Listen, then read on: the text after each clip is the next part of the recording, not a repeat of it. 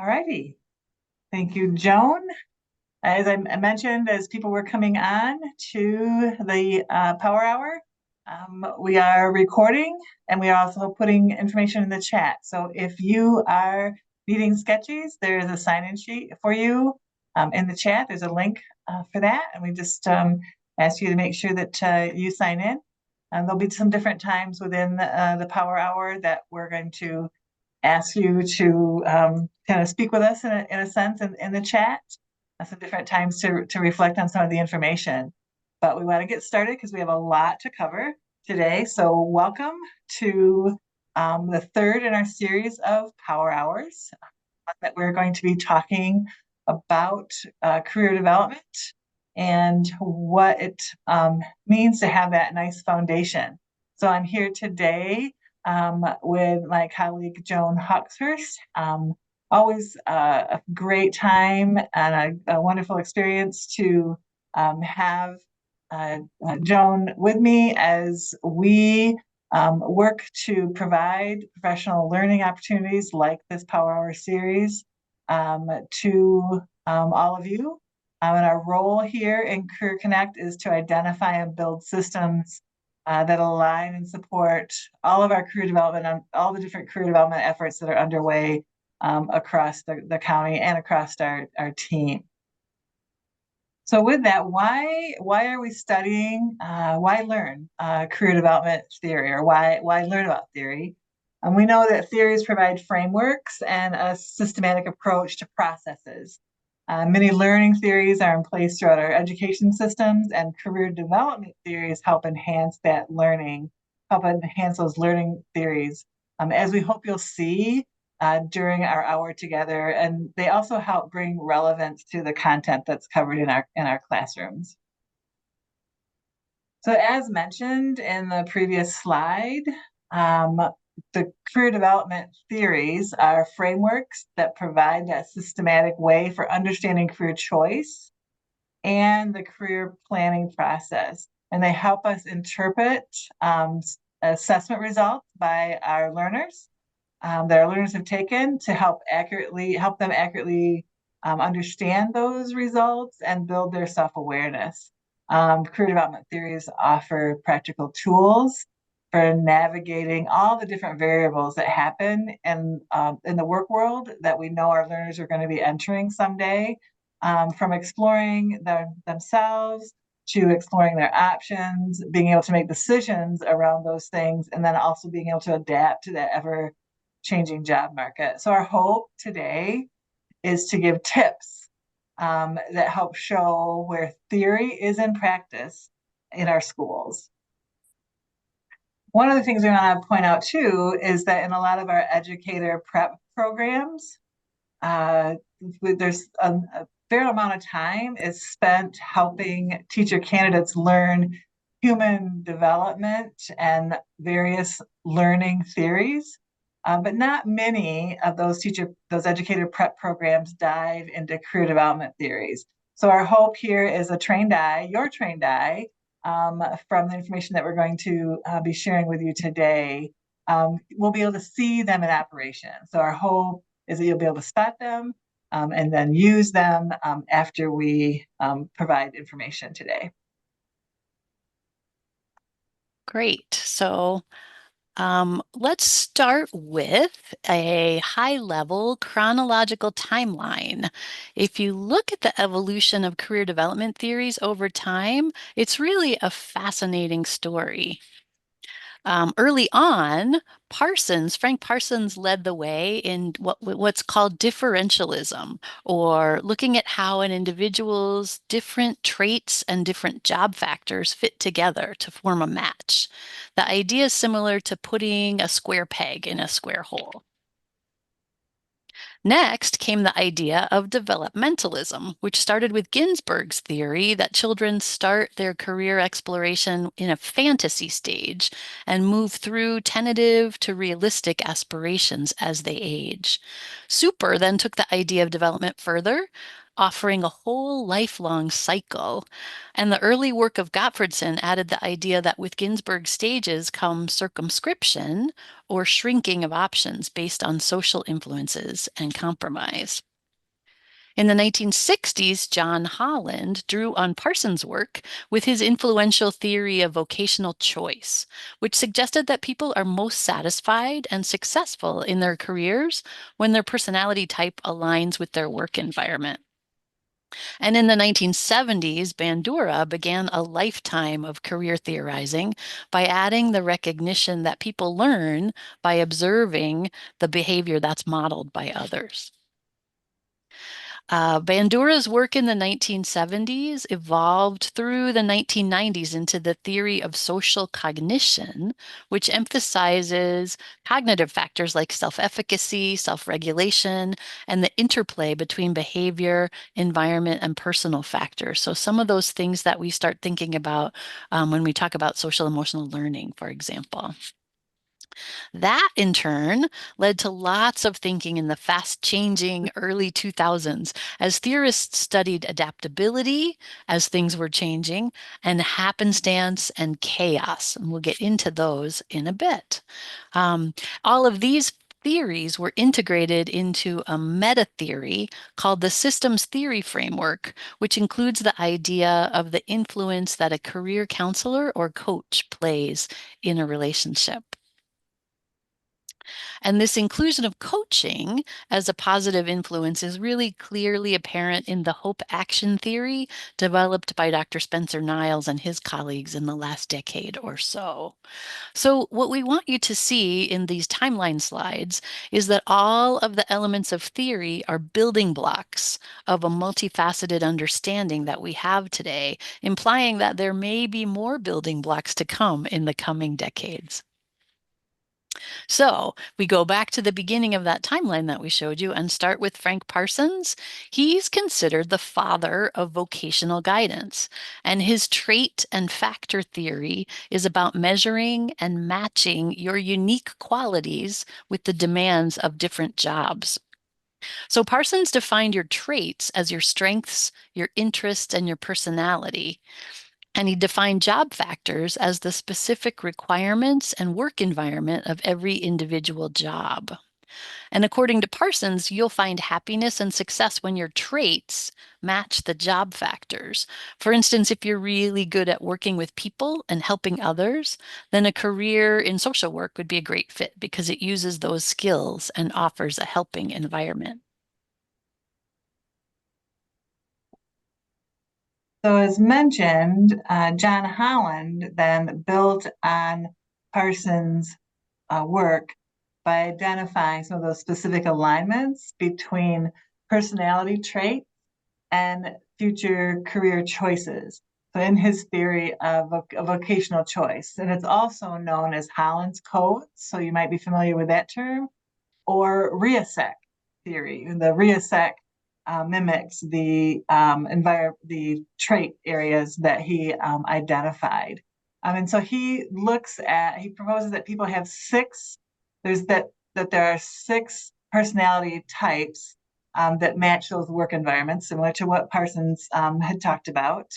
And then, yes, when people work in similar environments as their personality, that there's more job satisfaction with that. So his six personality types are realistic, the R, investigative, artistic, social, enterprising, and conventional. And you'll see those there on his hexagon. So he's also well known for his REASEC hexagon. So Holland theorized that people are a combination of three types, with one or two usually being more dominant, and that the ideal career path aligns with that dominant personality type.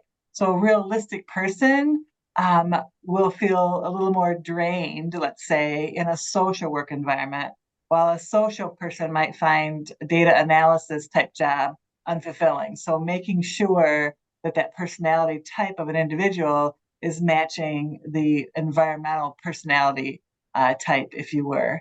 Many of the careers actually are a blend. They're not one specific. There is a little bit more of a dominance, but there is a blend of elements within the different types. For example, someone that's a graphic designer in that artistic realm might also need to be organized and detail oriented with a little bit of that conventional piece to meet client deadlines.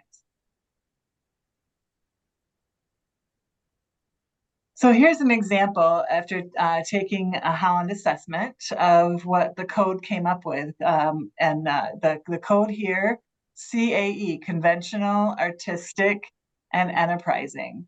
So conventional in terms of valuing order and structure, artistic, liking creativity and expression, and enterprising, that natural leader, persuasive, sometimes ambitious, a lot of times the business manager is the fit for the enterprising. And there's the different blends in there. So no one person is one type specifically, but in most cases has that blend in there. And a lot of times the codes are aligned side by side versus always across in a sense from each other. So we're wondering, let's have you put in the chat, do you know your 3-letter code? Or just by glancing at this information, can you surmise what your 3-letter code might be? So let's see what you think. What's in the chat here? What is your code? Oops. Anyone?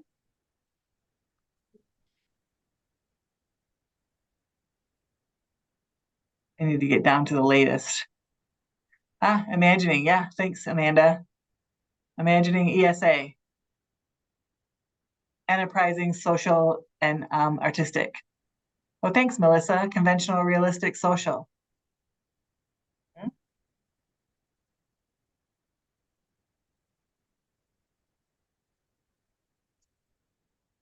And JC, thanks. And Karen, SIA. All right, we can see in this next slide, there's different resources where the Holland's codes are used, and you might have come across some of these perhaps in the work that you do. So most of the occupations in the United States have actually been assigned a Holland type and can be found in the Dictionary of Holland Occupational Codes.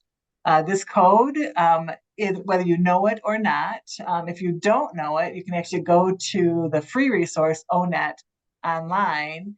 And when you get there, the section that's in the purple, that I want to be, or my next move assessment, is actually a Holland's Codes assessment. And so you can take that assessment and get your 3-letter Holland code. Or if you already know it, you can look up careers on ONET using that code. There's also work, John Holland also did a lot of work with ACT, and the Holland code is embedded in the World of Work map from ACT. So you can see on the round circle there, the World of Work map, the arrow, we've put an arrow in as to where you can see the codes. So they're kind of in those triangular little divots. So the REASEC model is embedded in the World of Work map, and the codes align with not only the job families that have been identified, but also the career clusters. When we use Zello in our schools, students are being exposed or learning about themselves and also their personality style, and the personality style within the personality assessment within Zello is also from Holland's work. Zello has just kind of changed the wording, so it's a little bit easier for students to understand. So it's not the REASEC that we know, but it's builder, thinker, creator, helper, persuader, and organizer. And you can see on this slide kind of the alignment there, and where builder is realistic, thinker, investigative, etc. So our students are being exposed to that. So when they do take that personality assessment, students receive not only their code, but much, much more. So you can see in the screenshot, there's the code at the top, for example, organizer, creator, persuader. And then when students click on each of those terms, so they can click on organizer, and it opens up a window with a lot more information about what an organizer is, including lists of career areas. And the same thing for creator and also for persuader. So it provides students with a lot of good information to help them be more self-aware of what is their personality type and how might that help them understand not only why they operate, but then what environments they might operate best in. So we have an example here of a project that a teacher at Portage Northern High School has her students do. So once the students have completed their personality assessments on Zello, they are grouped together by their first code, their first personality code, and then given the assignment to kind of dive in and do a little bit more research about that personality trait and learn not only about themselves and that personality, but what are some of the other traits within that personality? What are some of the work environments that it fits in? What are some of the career areas? And even some students added a slide in terms of some famous personalities that share their personality code. So if you click on the slide there, the example there, you will get to that slide deck of one of the student presentations for that. So they're taking that information and really diving deep and personalizing it for themselves and learning more and more about themselves. So you'll notice that we're trying to give you examples of how these theories are visible in our schools. And here's one that you might want to take with you and use as well. This is just a simple game, the next few slides, that's actually built around the 6 Zello personality types and their icons that we've played with learners and with colleagues alike. So we create 6 stations by posting these 6 Zello personality types around the room. And we invite participants to go to the type that feels like the most natural fit for them. So we show these slides beforehand to give a bit of context about each type. And you are very welcome to copy and use these slides if you grabbed the deck at the beginning from the QR code that we showed. So we'll give them just a little bit of information about each of the 6 types and then ask them to go. And then when they get into their group, we invite them to consider one or more of these discussion prompts here. So participants who are all grouped together by their dominant personality type find affirmation and connection as they learn what they have in common. And when we invite each group to share out, they're proud to report what they learned about themselves and their type. So thanks, John Holland, for giving us this framework. I will see if I can get the link to the slide deck into the chat as we move on. So another theorist that we want to talk about today is Ginsberg. So Eli Ginsberg's theory of vocational choice is kind of interesting that he has a theory of vocational choice and John Holland had a theory of vocational choice. Ginsberg's theory of vocational choice, though, is kind of known as ages and stages.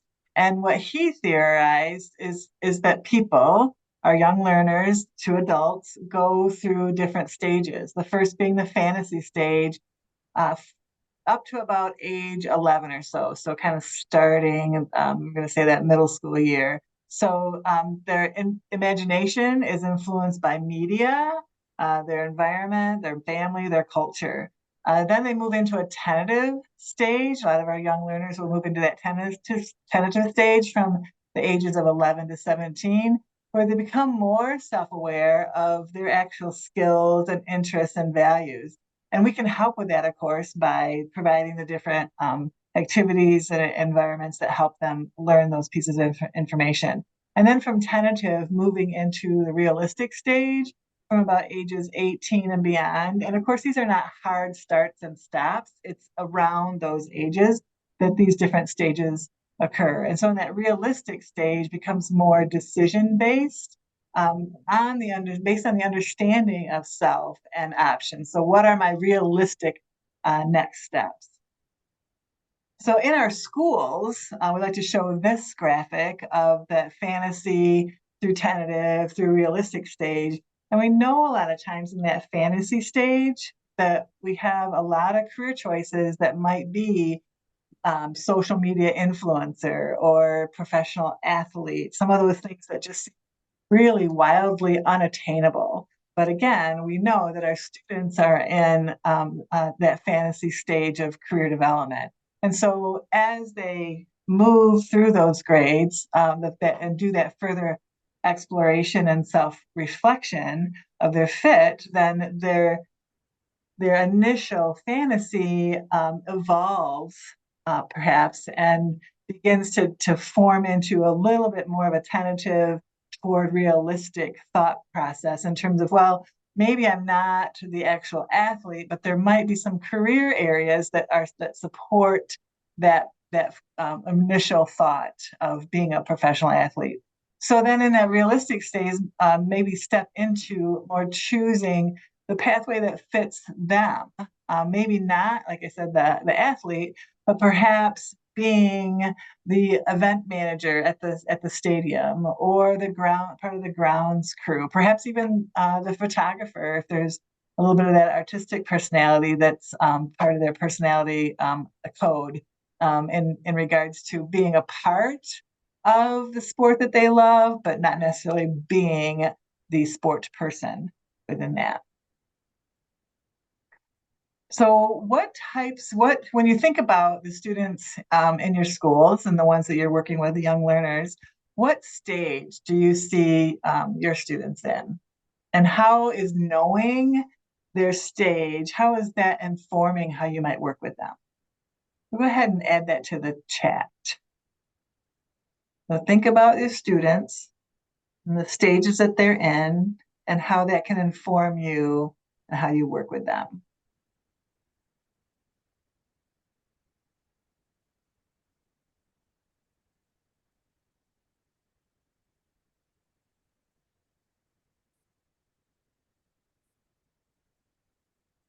Some quiet people.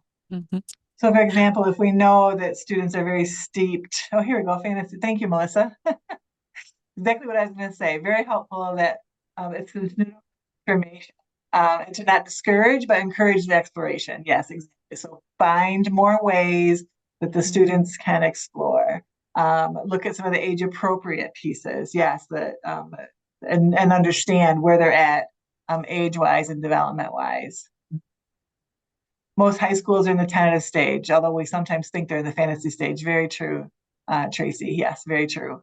And yeah, some even at graduation are still in that fantasy stage, and we're still trying to work with them towards tentative and realistic, giving them more details. I like that too. Thank you. So from Holland and then Ginsberg, we're going to move on to Donald Super. Donald Super developed a developmental self-concept or a lifespan theory, which talks about, or which he feels looked at how a person's perception of self evolves over their career, their lifespan and their career lifespan. So he also had stages that identified different stages that people go through and their different career identities. And for the purposes today, we're just going to look at those ages that we typically work with, although he has several stages. We're not going to go into all of those. So the growth stage and the exploration stage. So if the growth stage, he looks at it as from birth to about 14, where there's that beginning of developing basic ideas about self and the fact that there's a working world out there, that you're going to be a part of that, and that how exploring some of your different hobbies and activities are helping you understand where your fit might be, but that career choices, actual choices, are still a bit far off. And then moving into the exploration stage at that 15 into the early 20s, in the adolescence realm, actively exploring what the different career options are, what the different education options are, going through different work experiences and learning personal interests, and then all those different pieces together help those goals and preferences become more clear in time for the next stage. Within that, he later looked at his stages or his career lifespan and stages as a career rainbow. So he kind of changed over from stages to a rainbow, and the this rainbow as a visualization exercise of the various life roles that people play, and in most cases are playing concurrently, like at the same time. In regards to, I might be a student, but I'm also a child. I'm a citizen. I'm part of a workforce. So I'm playing all these different roles all at the same time, never really one alone. And then what's the bandwidth of those roles and how might that be influencing the way that I'm seeing myself, the perceptions that I have about the work world, stress and anxiety as well. And so that bandwidth piece can help a person look at where they might need to balance a role. So you can look at all the different roles a person is playing and then what might be in or out of balance in regards to those roles. So in our schools, we all see students playing different roles. So I want you to think a minute about a student that you might be working with and what all of their possible roles are. But I also want you to think a moment about your own life roles. So what are some life roles that you are in at the moment, and those bandwidths? You don't necessarily need to put it in the chat, but just more of a thinking process of what roles are you involved in currently, and then what might be some roles that your students might be playing all at the same time. We have this life roles activity sheet here on the slide, and there's a link to it as well. And it's a little bit of a lesson plan and an activity that helps an individual go through, and they kind of can color in their role and the bandwidth of that role. So they can see visually like which bandwidth might be a little wider or not wide enough perhaps, and how they might need to look at balancing some of those roles.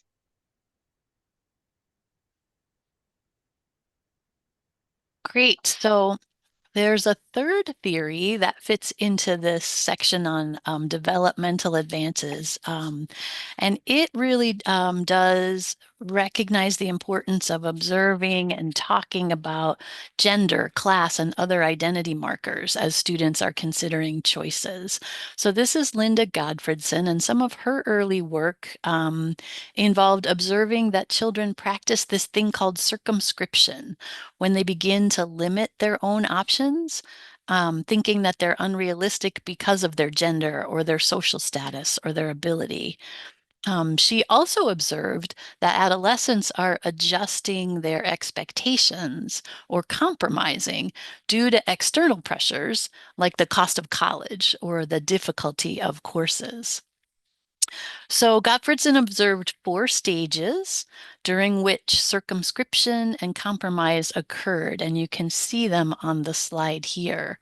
She first thought that the youngest children, ages 3 to 5, were really orienting around size and power. So I'm a little child, a big adult has power, and big adults have jobs. As they get a little bit older, young people start orienting towards sex roles as they think about careers. So they start to think in that really early age of 6 to 8, some jobs are just for men and some jobs are just for women.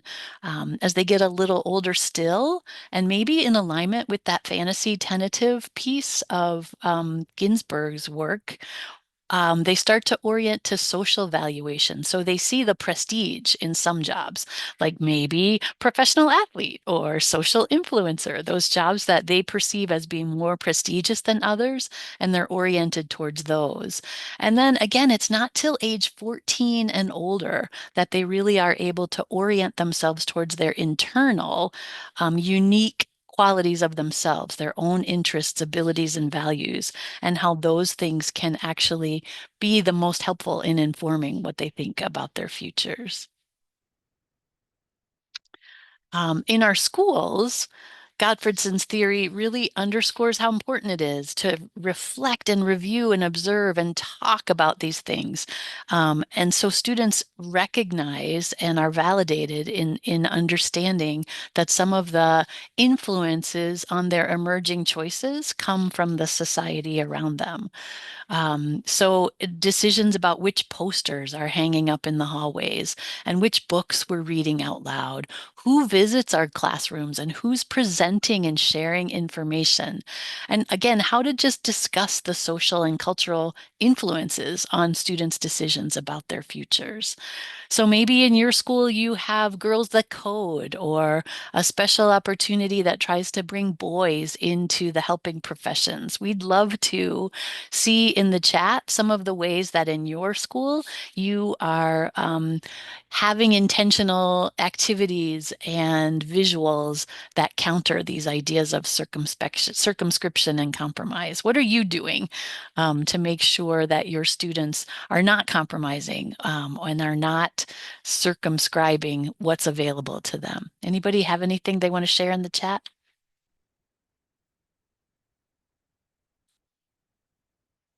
I love this. We're highlighting female welders on the Discovery Lab. Excellent. So that young women can see themselves in that field that maybe traditionally has been um, thought of as a male profession. That's great, JC. Thank you. Any other examples of ways that you are countering this tendency towards circumscription and compromise?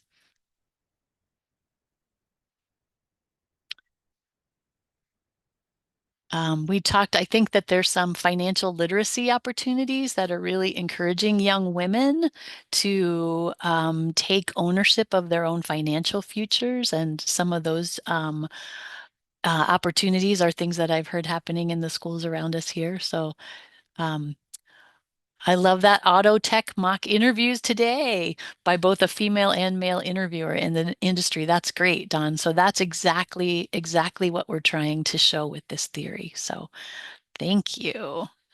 I'm gonna move us on to Yeah, so Bandura, that he's another theorist that we want to highlight today. And the little bit that the theory that Joan was talking about in terms of the modeling piece. So that's where some of the work of Bandura comes in terms of the social learning theory and explaining human behavior in terms of that reciprocal, that constantly reciprocal process or interaction between personal and environmental determinants. And he suggests that people copy and mediate the observed behavior and react based on the rewards and punishments. So students, our learners, act out what is observed and learned, but they're also kind of deciding whether to act out or whether to replicate that behavior. And I know we see that in our hallways a lot. We see that even in our work environments at times. And so while Bandura is more of a social learning, it does have potential for career learning. So when good career planning is modeled, then our learners will model it themselves. So in working with our young learners, we can provide those opportunities for career awareness and exploration, begin to discuss those options and use some open-ended questions to help build their self-efficacy, pointing out positive traits, skills, talents, and other information that helps them explore more and maybe points them towards opportunities that are a good fit for them so that they understand that the continued learning necessary. And I know there was a comment, I think JC earlier in the messaging in terms of how do we move someone that seems to be stuck in a particular stage, maybe fantasy to tentative or tentative to realistic. And this bit with Bandura is part of that in terms of continually modeling this career planning piece and providing some of those opportunities so that that young learner then begins to look at that, replicate it, model it, and perhaps hopefully move forward in their own journey, their own career planning journey.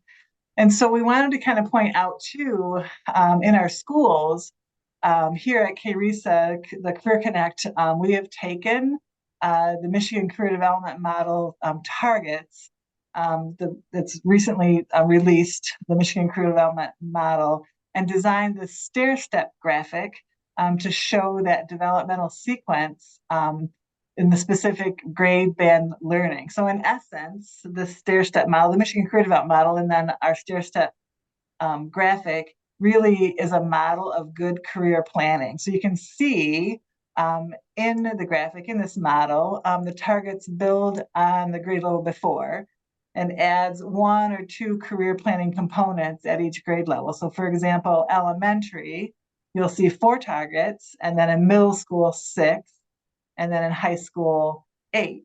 And so the learning targets align with the developmental advances that the social learning of Bandera suggests.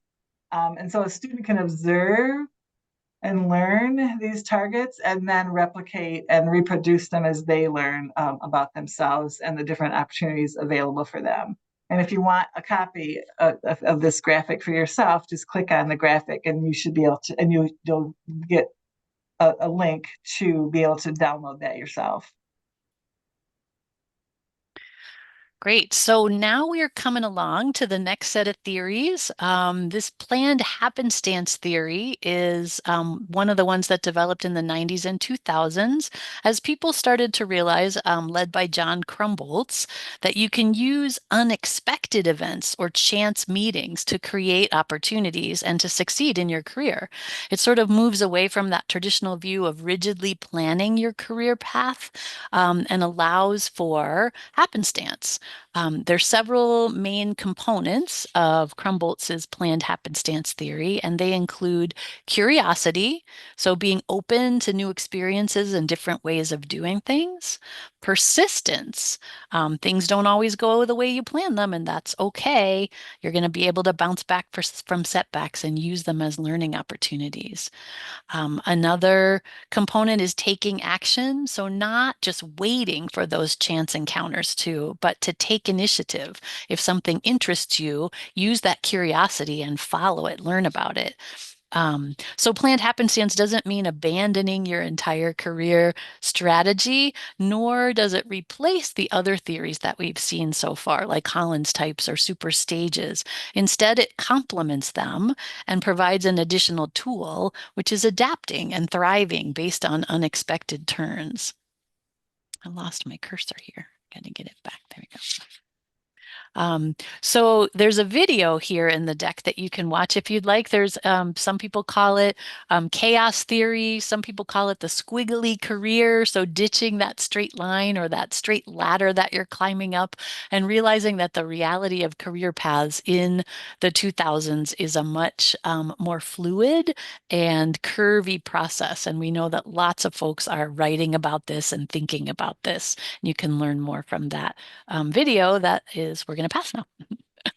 And in our schools, we wanted to really point out that these kinds of opportunities are happening all the time.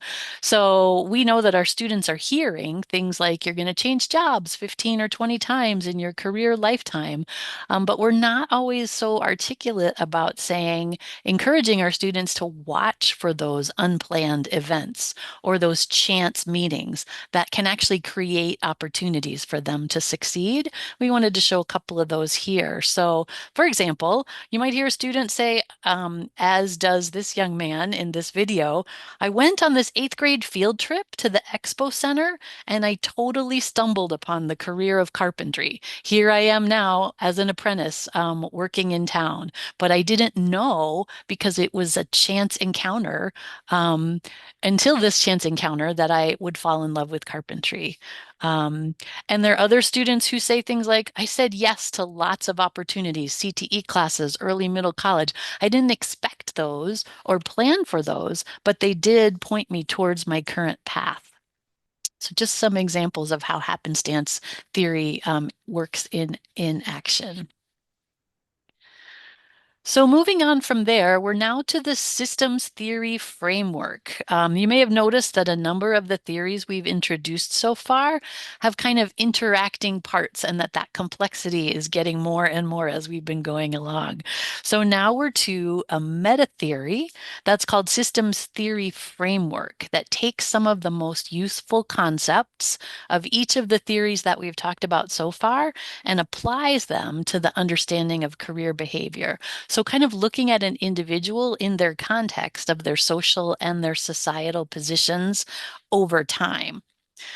So generally, systems theory is about looking at an organism as a whole of interacting parts rather than looking at the parts in isolation. So we saw Super's component, and we saw Holland's component, and we saw Bandura's component. And the systems theory framework is trying to bring all of those pieces together, so that they're not in isolation.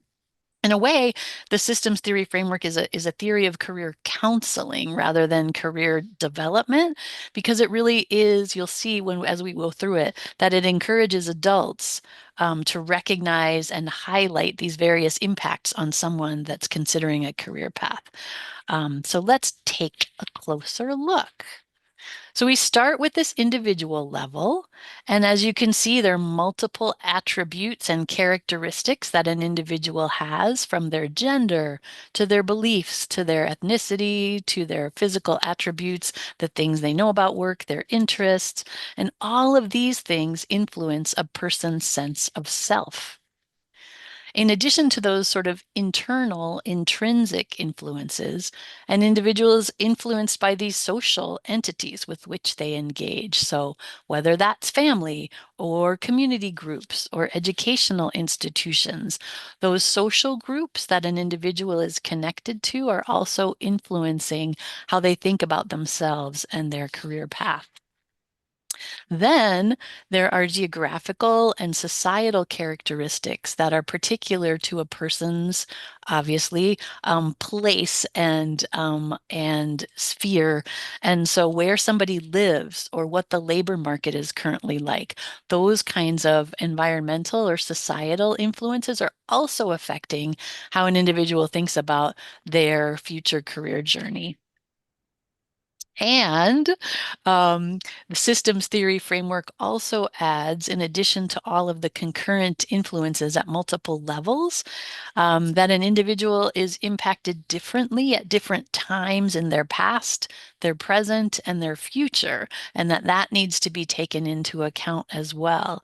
And it also incorporates that idea of chaos when unexpected events happen to add another piece of the influence. So those blue lightning bolts are representing kind of unexpected events that you can't plan for or anticipate. Part of systems theory framework is encouraging the person on the career journey to use a storytelling approach, which really encourages them to reflect, to connect to the systems they live in, to make meaning out of their life, to learn by paying attention to the patterns and the themes, and then to take on the agency of playing a role in constructing their identity and their career story based on all of the things that they have learned about themselves through their reflection.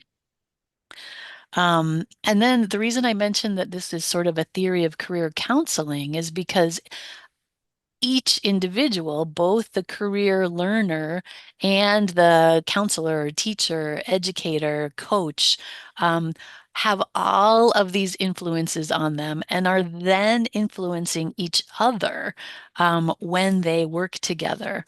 So if I'm working with a student, I need to be mindful of my own biases and the influences on me and how they might interact with those that my student as we work together to plan for a career future. So this always makes me think of the multiple roles and the multiple ways of understanding that our school counselors navigate every day. And really, our counselors are trained in a similar kind of framework where they're mindful of some really complex systems that are layered on top of each other. And every time they work with individual students and groups, they are both recognizing what they bring to that relationship and what the learner brings to that relationship, and offering context and offering interpretation as students work to craft their own career stories. So I mentioned at the beginning of the timeline piece of this presentation that since we've seen career theories develop over time, we might also expect that there are still career development theories to come. And I just wanted to add a slide that hypothesizes perhaps about what might be coming, what's still missing from some of the career development theories that we have highlighted today. So one such theory, I hope, will further develop this idea of intersectionality between our identity markers and our mindfulness about how anyone who's supporting a student's career development needs to really take on ownership of being informed about cultural differences that impact their decision making. So, for example, some cultures value family and community over the individual. And if we're looking at an individual's decisions about their career path solely in terms of who they are as an individual, without recognizing that they come from a culture where family and community require them to consider something bigger than themselves, values and beliefs and economic realities bigger than themselves, then we might be missing something. So if you click on the graphic on the right here, you can get to some information from the American Counseling Society that helps sort of deconstruct that intersection between privilege and marginalized or target audiences and non-target audiences, just different ways that we might still have work to do and things to learn in developing theories that are mindful um, of interactions and influences that in a world where most of the career development theories so far have been developed by people who come from dominant groups, we might still have things to learn and grow together with that. So this slide is just being mindful of what might still be there to come. And also number 4, networking. In none of the current theories that we have talked about is anyone really focusing on the importance of encouraging students to build their networks so that they have connections with people who are doing the kind of work that they want to do. And that's a theory that I would love to see more further developed as well. Whew. So far, yeah, we have looked at a lot of career theories. The idea is not to overwhelm, but to really lift up and highlight some of the more prevalent ones that one we know that have started way back in those early 1940s and 50s and are still present and in practice today, as well as some of these newer theories that Joan just lifted up in regards to how those are coming into being, and there's even more probably that are on the horizon. And so we wanted to make sure too that we took a minute and looked at the career development cycle that's in the recently released Michigan Career Development Model. And we know, of course, these theories we're seeing that they are operating in the background of our work in our schools. They're there, and now and us can see where they're happening, and what might be around them in terms of the content and the learning of our students. So how might the theories we've mentioned so far align with this cycle? Do you see any that might be present in any one of these sections of the career development cycle or present in your schools as you work with students to know themselves and explore their options, make choices, and take action?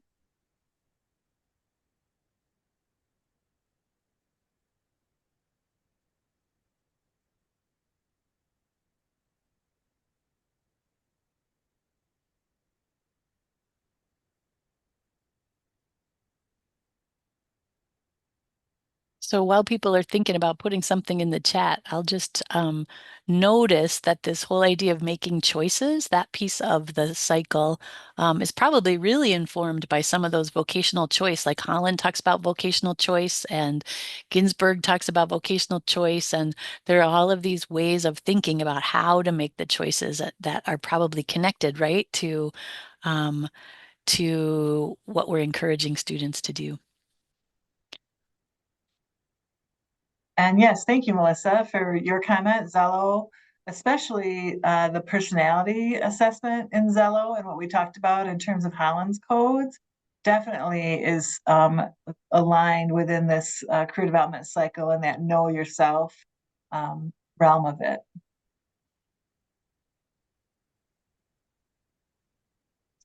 So one other theory that's on the horizon that we've come across, and some of these newer ones we are still studying ourselves to see, where they're happening, how they're fitting, how they can be used. And so this one is called Hope Action Theory by Spencer Niles and colleagues, a team of individuals. They have a website called Hope Action website where we've got some links to get you there for that. But their design is in this pinwheel and with pedals or blades or pins, whatever you might want to call each of the different sections. But they're seeing the Hope Action Theory as a pinwheel of 6 different elements with environmental factors that also can work to shape some of the different pieces within those blades or pedals, but also with the overarching theory of hope in terms of the hope of being more self-clear, or the hope in terms of what goal setting and planning brings an individual. So envision this spinning in the wind and how it might continue to go around as a person is going through these different stages of hope action. And so we want to just do a quick little overview of each of those sections, so each of the different components, and know that self-reflection, that very first one, really is that process towards a self-clarity. So it's slowing down and taking time to engage intentionally in in moments of self-reflection, whether that's meditation or mindfulness exercises, music, in whatever way a person takes in terms of just again having that time to just think about who I am as a person and what that might mean and bring to me as I go through this process. And as they do that, get to self-clarity. So self-clarity in that self-reflecting part, and whether a person starts some assessments in self-reflection and continues on with those assessments in self-clarity, it's kind of melded in there together. But self-clarity then is a continuation of learning and understanding how your individual interests and strengths and talents fit into career fields. And so who am I, and where do I fit, and where am I headed, what is my purpose? From there, as that self-clarity really comes into more clear vision, then the learner can begin that visioning process where the hope is setting in. They're starting to see themselves in those career fields on that path, being successful in something because they are playing to their interests and their strengths. So they're envisioning themselves in this real life role. And from that and that visioning process, really starting to look at, so what is my plan? What is the plan I need to create? What are some goals of that plan? What are the steps I need to complete to get to that goal? and achieve that goal. So then there's this next realm then of the pinwheel is goal setting and planning. And then we go into the next part of it, of our pinwheel in terms of the actioning the plan. Okay, so starting to implement the goals and plans section and what we've decided to begin the path that we've started to go down. And then the last part of the pinwheel, adapting. So we know, especially with chaos theory, right? We know that things might happen. And so we're going to have to do some adapting perhaps along the way, maybe tweak a goal, maybe tweak a plan, re-implement, adapt, if you will, as we go along. And so from that, then we see how the environment has those influences, especially again in that chaos or that happenstance piece. And so the environment is always out there making its tweaks with us as we go through this journey on the pinwheel. But because we're on this journey and have this plan going, then there's always hope. And so that's where the hope action piece is that it gives a person that hope. So then they start seeing their future. They are engaging and who they can be and who they can become. So in our schools, we can see a lot of the Hope Action Theory in the Zello platform in the goals and plans section. We can see it throughout, but in the goals and plans is really where a student can start creating that plan and putting those goals in place, putting them down in actual words of the tasks that they're going to complete to reach that goal. And so we have some resources here too for the facilitator in terms of the different, that particular section on the Zello platform.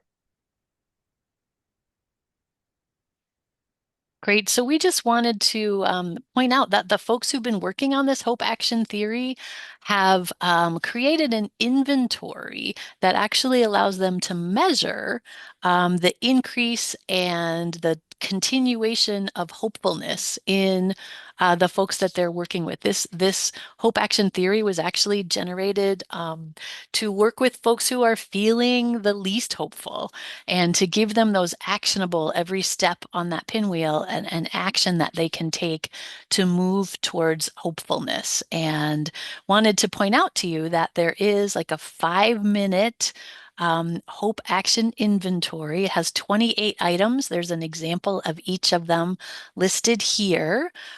It starts at $5 and goes down if you buy it in bulk. And you can get to more information at the white graphic on the bottom right of the screen. But we just wanted to point out that there are often ways to measure some of the implementation of the theories that we're talking about today. And speaking of measuring, we're going to wrap up today by pointing out that our next Power Hour, which is in January, is focusing on assessment, how to do that measuring, where you've been as a teacher, as an educator, how is your building doing? How can we sort of measure where you are now and where you want to go, or where you are now so that you can quantify the movement as you move towards goals for the future. So we'll be talking about assessments that you can use to measure those kinds of things when we're together again in January.